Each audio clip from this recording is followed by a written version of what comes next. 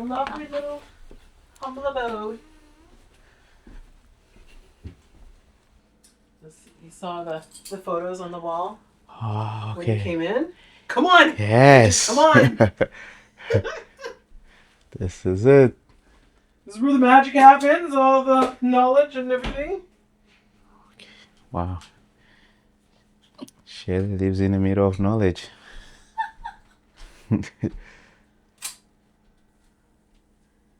That's the Black heritage.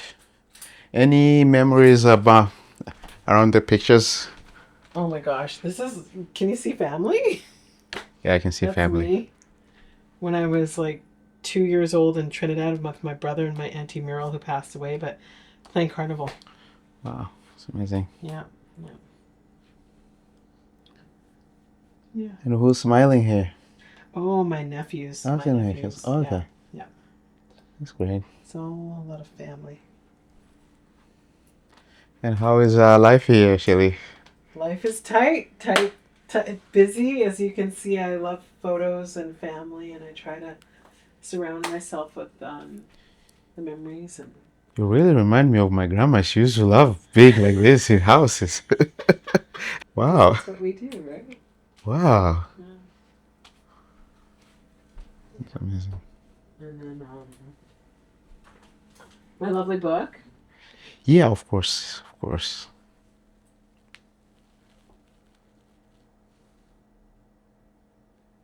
All right. And here's your mom. My mom, my daughter, myself. Yep, 3 generations. Wow. 3 generations of wildness.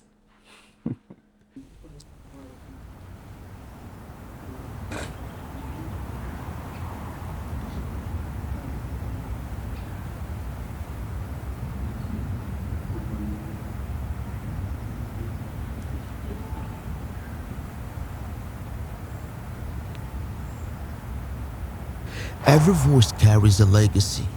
Every place tells a story. Welcome to the Afrodiaspo Media College Society's Legacy Project, a documentary series dedicated to preserving the voices of artists, educators, leaders and change makers through authentic conversation and documentary filmmaking. Hello, Shelley. Hi, how are you? Good. Thanks for welcoming me. You're very welcome. I really love this place. Thank you. It's our own little sanctuary, our little Yes. getaway. Wow, that's amazing. I really enjoy the place, and I thank you for welcoming me into your place. So this is a rare moment in a documentary. Yes. Yeah. But let's talk about Shelley first of all before we begin, because many people haven't, known who's Shelley. Can we talk about Shelley first before I move to my first question, just as an introduction? Sure. Yeah. Shelley-Anne Vidal. Yes. That is me. That is I. And I was actually born in Richmond, BC. My parents are originally from Trinidad and Tobago. I am the second eldest in a family of 4 siblings. And I spent most of my life in the greater Vancouver area / the Fraser Valley, a little stint in the US for school, and came back here after I graduated. So that's kind of just high level, broad level. Yes. Me. Let me know what else you want to know about me. Yeah, but what were you doing before becoming an educator? Like before Shelley, the Shelley we know, who was Shelley? Was I? Yes. That's a great question because, that question of who was I before I was an educator, I don't know, because for as long as I know, I've been an educator of some sort. So from the time I was a child, whether it was playing with my siblings, we'd play school, I was the teacher. I was always teaching them how to read, how to do math, whether it's arithmetic, adding, subtracting. So that's always been in me, that desire to share knowledge. Wow. So you felt as an educator since you were like little. Yeah. I loved imparting knowledge, sharing information. Wow. But is there any experience that shaped the way you look at people? Yeah, I think that part of what helped shape how I look at people, I would say there have been a few pivotal moments in my life. From a young age, when I was about 9 years old, one of our neighbors, her name was Linnea, and she had MS. Okay. Wow. And her son, she had 2 kids, a son and a daughter. Her son used to be friends with my older brother, so they'd play video games. And when I was around 9 years old, she asked if I would be interested in having a job. And I said, yeah. So I would go over once or twice a week, and I was a mama sitter, is what she called it. Wow. As a mama sitter, what I would do is help her with exercises to make sure that her muscles kept moving. So arm exercises, and she was wheelchair bound. Sometimes I would help write a grocery list, and we'd go on the handy dart and go grocery shopping together. I'd pick up the things that she needed, and we'd get to the cashier and she would sign with an X. This is before tapping with the debit cards and all that stuff, right? Wow. Just bringing lemonade to her, and she'd have a straw, so making sure that she would be able to get her fluids in. Yes. So things like the exercises. I think that at that young age of 9 years old, being able to have that job exposed me to someone who was differently abled and still quite independent in terms of she had a family to take care of. Her husband didn't live with them any longer. He was he had moved on, and so she had 2 kids that were teenagers and needed support. So I think that was one of the moments that really kind of shaped how I engage with people and gave me a lot more empathy and compassion, and made me look at folks from really a human-centered and heart-centered approach. Wow, that's amazing. But talking of your Trinidadian heritage, yes, how would you say it shaped your leadership, your understanding to leadership and also communities? Because I always see you around people. There's always a community around you, which I became part of too. Yes, absolutely. Yes. Great question. Growing up in the Greater Vancouver, Fraser Valley area, my parents were really, they instilled the importance of community. And what I mean by that is we used to volunteer as a family, whether it be at the Trinidad and Tobago Cultural Society's annual picnics. It would be also volunteering at sports events like the Western Canada Summer Games. And as a family, as a unit, we would do that. They really imparted the importance of giving back to community. And so it wasn't extractive, right? So that was one of the things that I witnessed and I was a part of growing up that really, again, built that foundation of community. And as I got older, as a teenager, I volunteered at the hospital. As a college student, I volunteered at a major market radio station and at a television station. I continued that foundation that my parents had set up in terms of giving back to community. Yes. So that would, and then again, after I graduated university, I continued that journey of giving back and sharing my skills and learning from community. Wow. In terms of leadership. Yeah. That's a great question because I think that I was able to witness my mom as a leader and advocate. So she did a lot of advocacy work through her own job, and she's a retired nurse now. But what I saw was her ability to speak up when others chose to not speak up. She would take a stand. Yes. And I saw that type of leadership.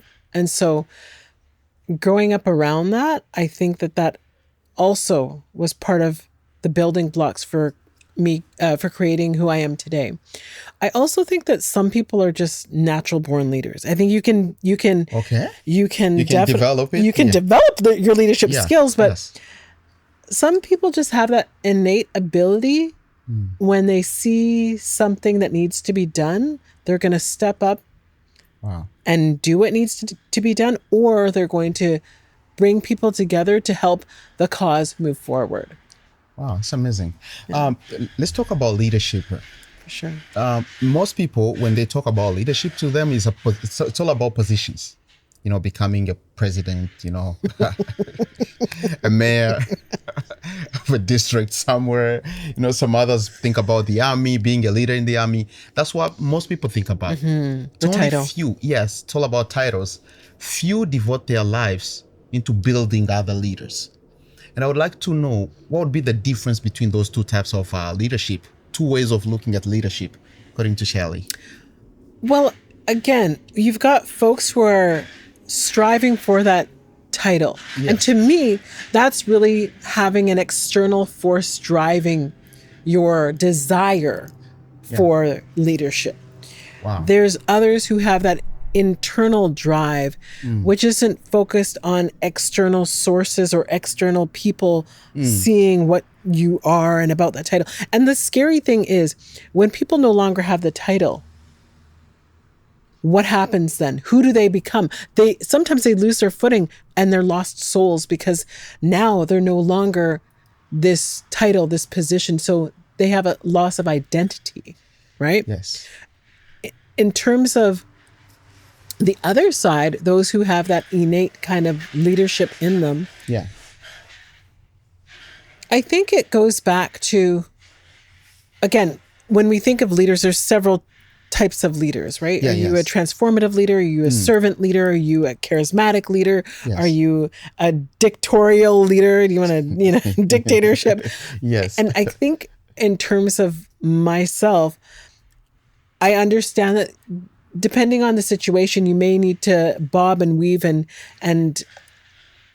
pick up different leadership styles based on the situation. Yeah. That being said, I would consider myself more of a transformative Yeah. leader / servant leader. So those leaders are ones that are really thinking about, how can I really help guide folks so that they can emerge as leaders themselves when we see that people have that ability or have expressed a desire to lead others.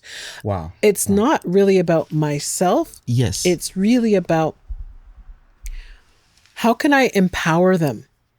What words, what actions can I leave them with to empower them, to inspire them, to motivate them, to then take the lead, to build the confidence so Yes. that they then can step into a room and sometimes own the space or fall in line to support. Because again, a good leader knows how to lead and also follow. It's a dance. Yes. It's not just about, I need to be at the limelight all the time. It's how can we help elevate those who sometimes are quietly doing the work and don't always say, well, look at me. The non-charismatic leaders that are quietly leading and making a large impact in the world. Wow. But that's very clear. But can we go beyond authority Yes. and titles? How would you explain to a little child, Yeah.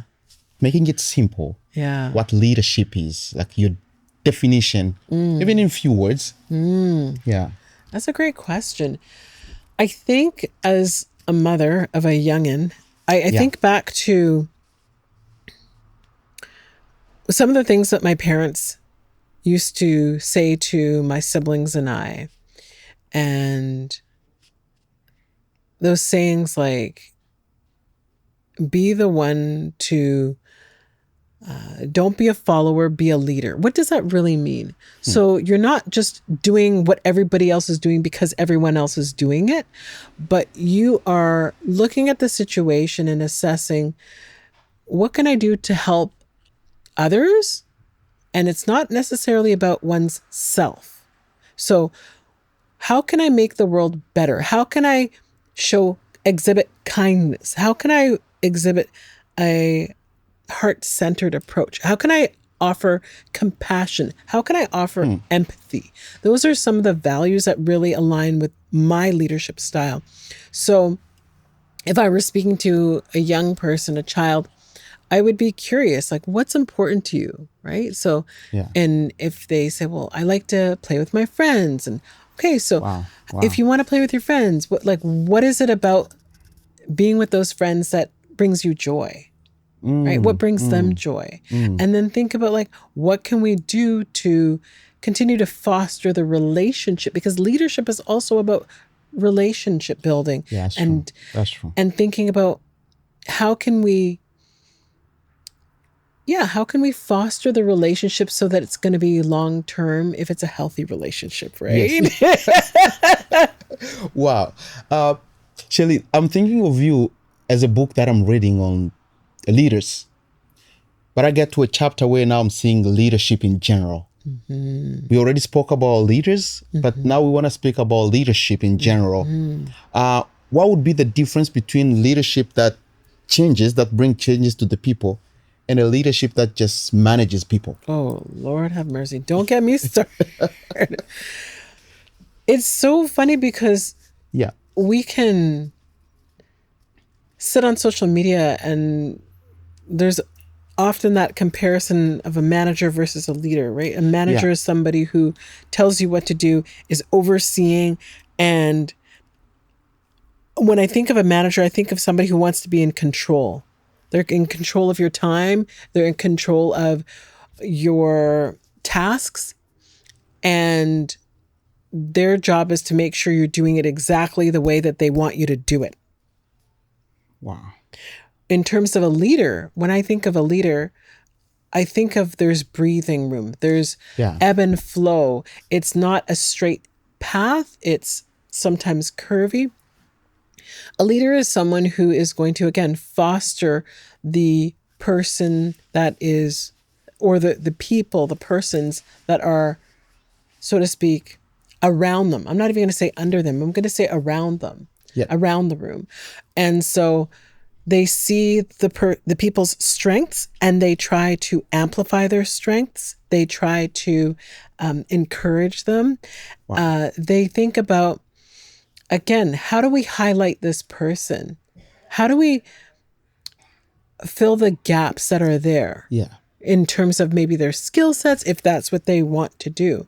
So again, a manager is, to me, someone who wants to be in control and is very by the book in terms of this is my way or the highway. In terms of a leader, they're open to possibilities. They're open to new ways. To me, that's what a real leader is going to do. Wow. And they're focused on the greater good, and they still have to make hard decisions sometimes. I'm not going to say that it's always easy, but at the same time, when they make hard decisions, they have people in mind in terms of their well-being, their wellness. Wow. That's amazing. Let's move on to education.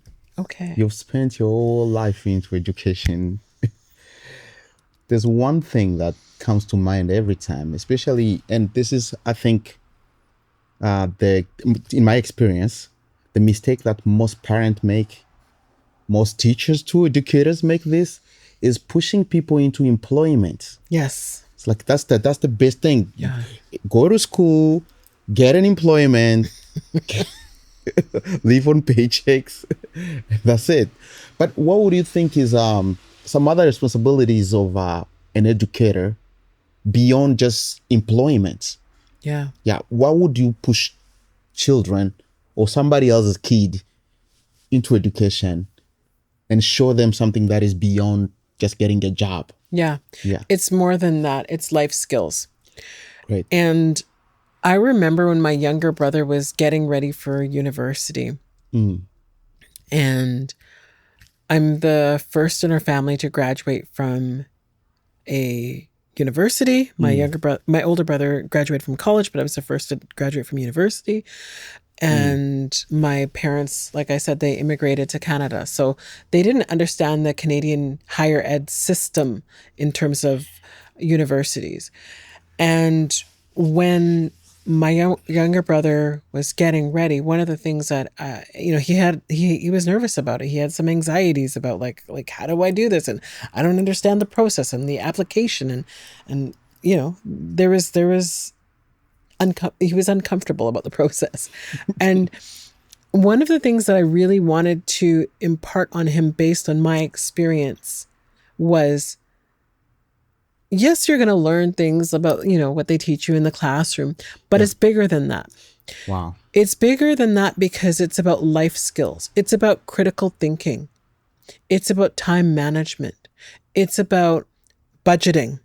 It's about problem solving. It's about group dynamics. It's about advocating for yourself when you need to, if a teacher is not doing what they need to be doing in the classroom, or the administrators as well. So that's what I think sometimes young folks don't realize when it comes to education. In addition to that, a few years ago, I was chatting with one of my cousins in Trinidad, and we were speaking about education and how, a lot of our parents impart the importance of education. Yeah. And one thing that I wish was a little different for me growing up was take it beyond education. Okay. And outside of education, to me, it's about entrepreneurship, business ownership. Wow. It's not waiting for someone to say, like, here's a job, or please, sir, can I have a job? Or please, ma'am, can I have a job? Or please, somebody, can I have a job? But it's like, how can you create what you need, right? Sure. Where are the gaps existing in the world? And how can you have a business with that? Not only that, but then take it up another notch and understand the importance of investing. Because once you understand investing, when you're making that money and you're investing part of it, then you're building your wealth. Okay, that's amazing. Right. Wow, that's really cool. But have you ever experienced where or anyone that education has ever changed completely from nowhere, and they became somebody, and you saw it, you experienced it, and you're like, wow, this really happened to that person? Is it ever come to you? Like, yeah, I would say, but that would be yourself. Maybe yourself too. it could be myself. Wow. I've had the good fortune of working in higher ed for over a decade. Yes. And working primarily with international students, guiding them in their career journeys. And there's definitely a couple of students that stick out in my mind. I've had thousands of students over the years. Yeah. And there was one student in particular who I remember as we were getting close to him going out on his practicum. And he was very anxious. I had a friend come in as a guest speaker and speak about her experience working in the banks. And he was so like, I need to get a job. Oh my gosh. And so he's like, he was so eager to talk to her and like, how did she get to where she is in her career journey? And he was just like on it, a little overly eager. Anyhow, fast forward to some months later when it was time for him to go out and get his work experience. And he was very focused. He wanted to work in a bank. And it was coming down to the wire. And eventually he landed a job at Scotia. Wow. And he was so excited. And he's like, Shelley, I got it. I landed the job. I'm going to be working at Scotia Bank. And he was so excited. Fast forward. This was back in 2018. So yeah, it's almost 8 years ago. And I would say even less than 8 years ago, maybe like 6 years ago or so, probably like 5 years ago, he reached out to me to say, oh, I've been following you on LinkedIn and I wanted to know if, we could talk about doing some work together. I see what you're doing with community work and maybe we could be a sponsor. And I was like, okay. Wow. So he reached out and he continued to reach out to me to let me know about events going on because he had progressed and was now working on the business side of the bank and also just working with the business side and advising, and was really, really excited for the progress he had made. And again, I think, and we laugh about how eager he was when he was still in school to get into the position. Yes. And now he's just so calm and so confident. And I'm so proud of him. And he reaches out to me just say, hey, this is what's going on. This might be of interest. And, I've met his wife and his son, and we see each other sometimes in the community. And he's one that definitely sticks out because even though it's been many years, I still see him here and there. And he, I clearly left a mark and a positive impression. That's really amazing. Wow. Thank you. If we could make this documentary interview the opportunity for you to change the next entire generation based on education, what would be the thing that you could change? Like, let's change this. This is really not working. Yeah. We can change this, then the future would be much better. Yeah, I think what's important is the interpersonal, the people skills. So thinking about doing things from a decolonized way, so it's not extractive, it's not about I'm taking this and I'm owning this, but again, moving from a heart-centered and compassionate approach, thinking about how can we create stronger citizens? How do we create a society that is more caring, more loving, more compassionate? Yeah.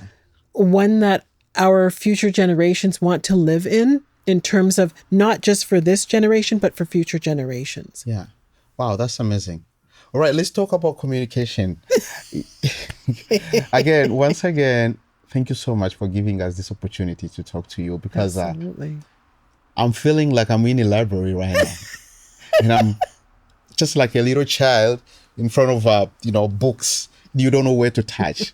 But now I'm coming in front of a book of communication. Why do words matter to you? Why do everything we say, why does it matter?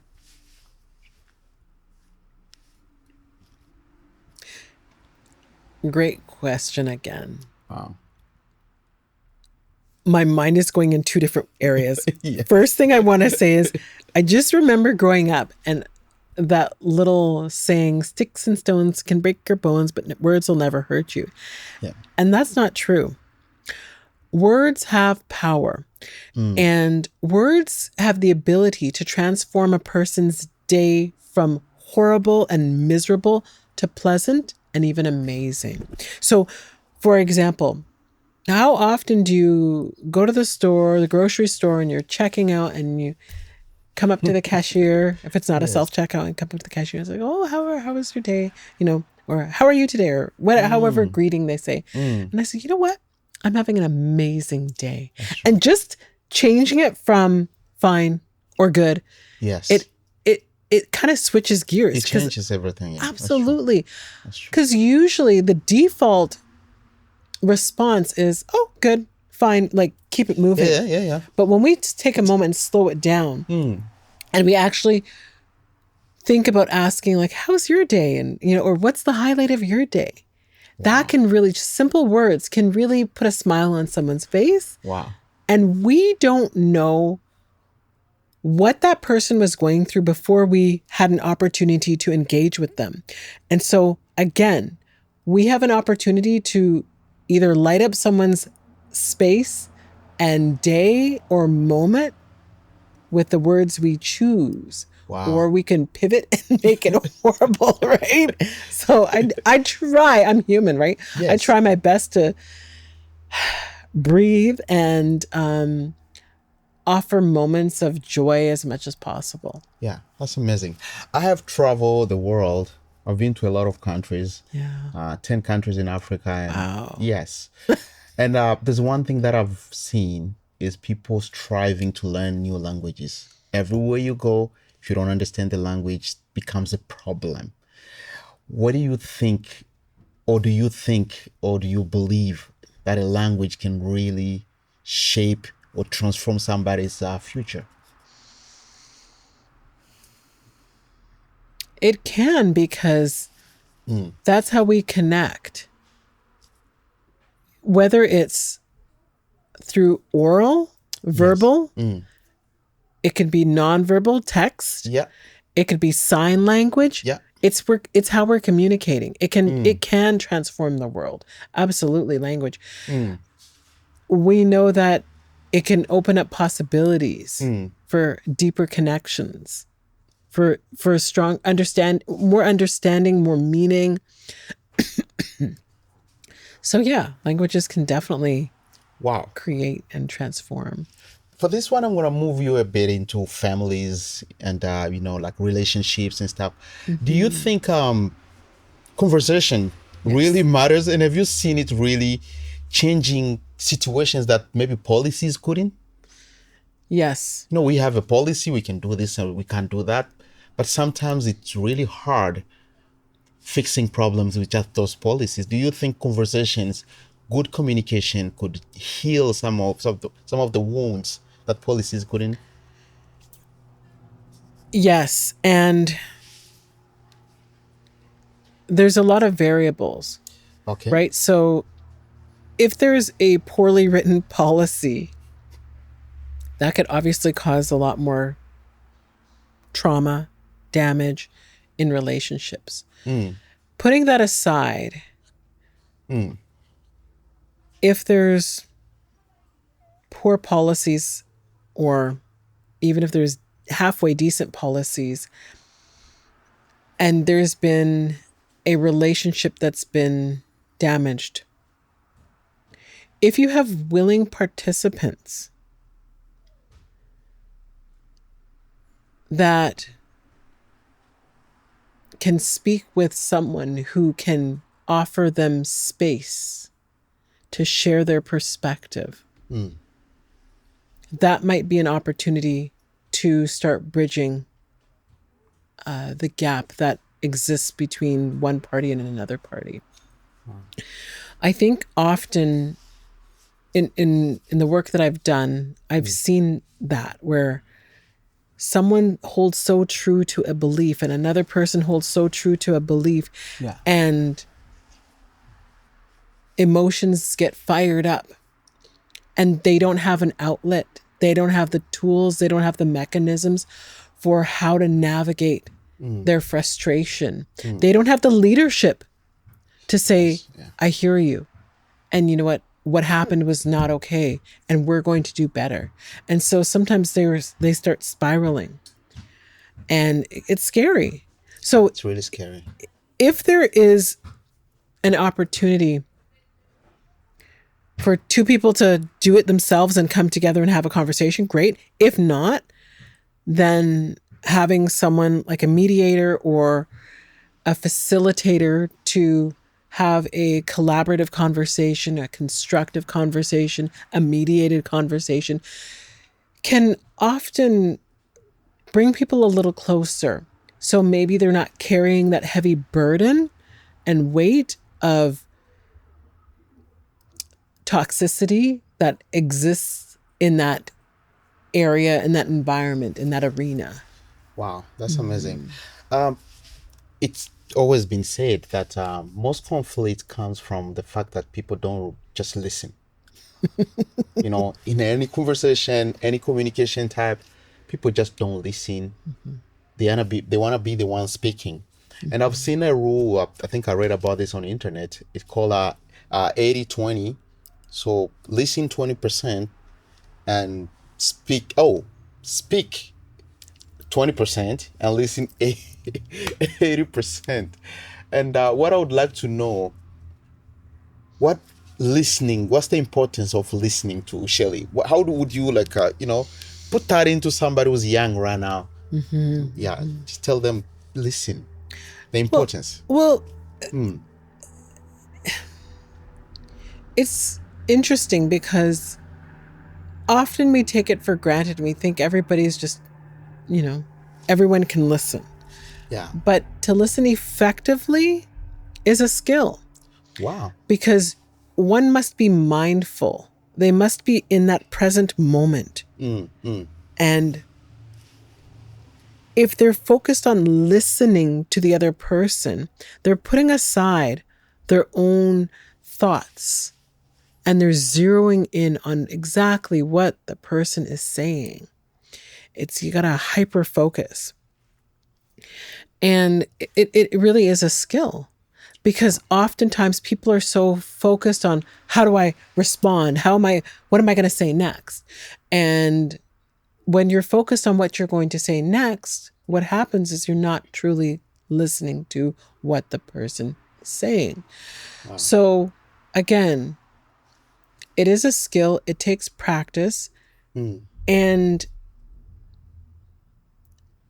be gentle with yourself as you're developing this skill. And think about the possibilities of the relationship that could really evolve and the beauty of it. When it comes to being an effective listener, it's also important to understand what's going on in your body when you're having the conversation. Yeah, because we get heated sometimes. Right. Yes. And if you're heated, what happens? Yes. Sometimes the listening goes out the window. That's true. Right? Yeah. So be in check with your emotions. What's happening with your emotions? And if you feel like there's too much going on an emotional level, maybe it's time to park the conversation and let the person know, you know what, this isn't a good time for me. And can we revisit it at a later date? Maybe in an hour, maybe in 12 hours, or whatever it is. Don't just abandon it necessarily if the relationship really matters to you. Think about how can you put a pause on it, a time out, and come back to the conversation if that relationship truly matters to you. Wow, that's really amazing. Now we're gonna move to the point that I feel we should start with, but purposefully I kept it because I wanted you to warm up first. Yes. Community. I know you are a person of community. I've met you into a community. You have built communities. You have shaped communities. Your vision is always about communities. I want to know what pushed you into establishing the phenomenal Black woman. And who's behind you, Shelley? Who's pushing Shelley? Like, who's the ghost government behind you? My spirit, the creator. Yes. What pushed me to develop phenomenal was... who inspired you? Inspired me was there was a need. I believe there was a need. There was a gap and there was a need. There was a need for me to find a space where I could be in a community, in a sisterhood, where women could come together and celebrate in their own natural beauties as Black women. Wow. And I wanted it to really be an intergenerational celebration. Yes. I didn't want it to just be, people of a certain age are over here, people of a certain age are over there. Because oftentimes, elders in our community, in this society, are overlooked. Okay. And as someone who has a mom who's a retiree, she's very active in community still. And she likes to be in community and connect with people, and that's good for her mental health. It's good for her wellness. It's good for her well-being, and it's good for many people because we need connection. That's true. Right? That's true. So what I also saw here was the need for Black women to connect with other Black women, because our numbers are not very large here, and it can be very isolating. It can be very lonely. And with that in mind, I thought, what would it be like if we created a space for us to just connect, break bread, celebrate, and rooted in an Afrocentric way? Yes. Wow. Though being behind the scene, because, people would be shocked that how did you participate into phenomenal Black women? I know many people will be asking that question. But I'm always behind the scene. We are the people who are behind cameras and, all the technical side. Yeah. And I felt like I don't just come here just to film. This thing is transforming me. And sometimes I even get information that I take home. Like, wow, today they've learned about this and this and this and this and this. And so what I want to know, personally, what do you think that was needed that somebody else didn't address before? And you felt like this is something that is needed. And we have to create that strong community in order for us to start addressing this. Yeah. I go back to that intergenerational aspect. I think that was really big because there are other organizations and groups that do wonderful events for Black women. They are here and they're doing. I just found that there wasn't necessarily an event that took folks through on an intergenerational level from children. We have on-site childminding. We have youth who are volunteering, whether it's at the check-in or as ushers. We have university students who are participating or attending. Some of them are volunteering behind the scenes. Yeah. And again, mid-career, early career, mid-career, late career, and retirees. We know that if we look at things from an Afrocentric lens, Yes. the importance of our oral history, Yeah. and we know the importance of community. So how do I create a space where we could share stories and learn from one another from all aspects, all areas of the generations, right? Every point. And again, just creating the vessel, the space. Because once we create the space, that's when the beauty and the magic really happens. Yes. Just building that vessel. Wow. And to a woman who's inspired to be a leader, we spoke about leadership, and now we're speaking about community, which is really important. How would strong community, like the phenomenal Black woman, impact confident leaders?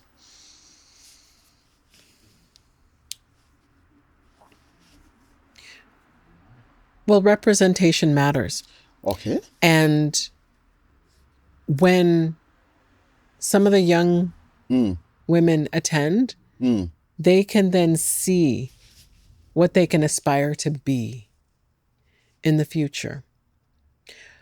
Whether it is somebody in politics, somebody who's a leader in higher education, somebody who's a leader in the medical profession, somebody who's a leader in business, somebody who's a leader in community building, somebody who's a leader in nonprofit sector, right?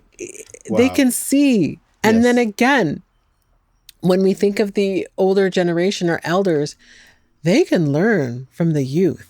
They can learn. Wow. So awesome. I think once they're able to see people in different lights, they're able to see the possibilities that maybe they couldn't imagine before. And I'll tell you what, I still remember in the second year of the event, even the first year when I put it together in a matter of 3 months, I remember some women sharing with me that this is the first time they've ever been in the space of all Black women in their life. Wow.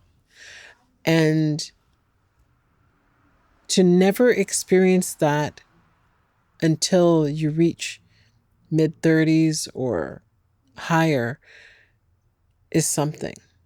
It's a privilege to be able to experience that in a strong, elegant, powerful environment that's encouraging and heartwarming and Yes. and phenomenal. Wow. Phenomenal. That's really amazing. Shelley, you write books. I've read your books. Very amazing, very inspiring. Thank you. 100 years from now, what do you hope people learn from Shelley's life, Shelley's work, Shelley's contribution to the humanity? Yes. I would say 100 years from now, I want people to think about me as a community builder, someone who helped other folks of African descent build generational wealth, someone who inspired folks to step out on their own and to be leaders in their communities, someone who is able to step and walk boldly and confidently into spaces that they maybe did not do or know they could do before. Yes. And I want them to be able to do that in all aspects of their life. So whether that is in the public arena, the private arena, in civic engagement, in politics, we have so much to offer. And until we as a people understand our strength and our beauty and our power, yes, we're not gonna step into it. Yeah, that's amazing. And Shelley, most people are really I don't want to say focus on themselves.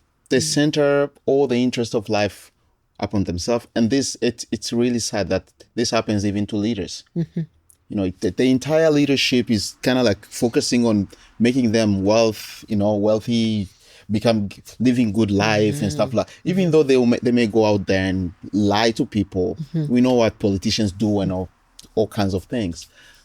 But if you would look into that camera there, and there's a leader who's somehow in a good position right now to change things, what responsibility would you remind them that they owe the next generation? That the next generation that is coming has to find this that you have established. Yeah, to me, it's very simple. Yes. At the end of the day, when it's all said and done, you can't take any of it with you. Wow. And so think about how you can make the world better than how you have walked into the world. What can you do? How can you help those who are less fortunate? How can you spread the wealth? So think of it from a more of a distributive model rather than a hoarding model, because at the end of the day, you're not going to take it with you to the grave. Once you're gone, you're gone. That's true. And those possessions, nobody's going to care about it. Like, that's it. Wow, that's amazing. My last question, and then I will let you. Thank you once again for giving us this opportunity. Most of the time these days, we just come across videos on YouTube, and some videos really waste our time. Some others build our times. 50 years from now, if a young man or a young person just walk up to a video on YouTube or anywhere else on social media, and they hear your message, what would be your message to them, Shelley? Okay. I would say think about the fact that you were created the way you were supposed to be created. It's important to know your worth. It's important to know your power. It's important to know your beauty. It's important to know your purpose and to tap into that. So think about how you can leave this world in a better position than how you entered the world. And also, when you think about the change that you want to see in the community, don't wait for somebody else to create the change. You yourself need to have the courage to walk in that space and create the community, the school, the neighborhood, the political sphere, arena that you want to see. Don't be afraid, or be afraid and do it anyways. Wow, that's amazing. Wow, that's really cool. One last thing, I don't want to forget about this. Okay. The phenomenal Black women, actually. Yeah. It's happening again this year, right? Yes, it is. Yes. For those who want to join, those who want to come, Absolutely. is there a website? Absolutely. Is there social media where they can find information about this? And then how would they reach out to you? And then what's the importance of them showing up to the... Because last time I learned a lot. I really... Wow. The networking that happened there, wow. I can't talk. Just take a few moments and talk to us about that. Where to find the website, social media. If people want to get in contact with Shelley, how would they reach out to Shelley? So my website is actbyvidal.com. And on my website, you can see all of the past photos, photo galleries and clips and testimonials from previous phenomenal Black women networking and social. And also you can purchase your tickets on my website now. Wow. And this year is our 5th year. I'm so excited. This is our 5th anniversary. And my heart is so full because this year's theme is about community being our cultural capital. Let that sink in for you. Wow. And we want to really amplify and build this community. After 5 years of connecting and meeting folks and having beautiful conversations, this is just another opportunity to know who's in your neighborhood and know how we can support one another so that we can continue to build as a community. Wow. Do they need any kind of documentation to participate? No. Is he open for international students who live here? Anyone? Any Black woman. Any Black woman? Any Black woman. That's amazing. That's it. Thank you. We are done. Thank you. Thank you so much, Shelley, for receiving us. Thank you. Keep the door open for us. Thank you. We'll come again. Absolutely. Thank you so much. Thank you.